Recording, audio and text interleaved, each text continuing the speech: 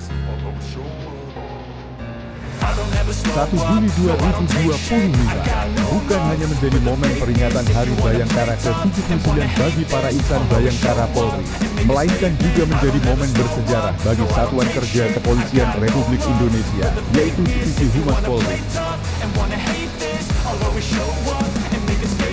Dalam upacara peringatan Hari Bayangkara ke-79 yang digelar terpusat di lapangan Silang Monas, Jakarta pada Selasa pagi, Satuan Kerja Divisi Humas Polri menerima tanda kehormatan Nugraha Sakanti yang diberikan langsung oleh Presiden Republik Indonesia Prabowo Subianto berdasarkan Surat Keputusan Presiden Nomor 42 Tahun 2025 tentang tanda kehormatan.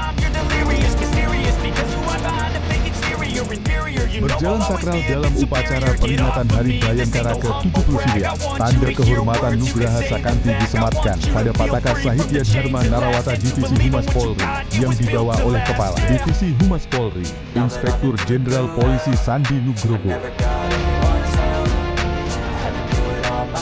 Tanda kehormatan Nugraha Sakanti ini diberikan oleh negara kepada Divisi Humas Polri sebagai apresiasi negara terhadap dedikasi dan kontribusi yang luar biasa dalam mendukung keamanan dan kesejahteraan masyarakat dengan berbagai inovasi, utamanya dalam memperkuat komunikasi publik Polri dan mendukung Visi Indonesia Emas tahun 2045.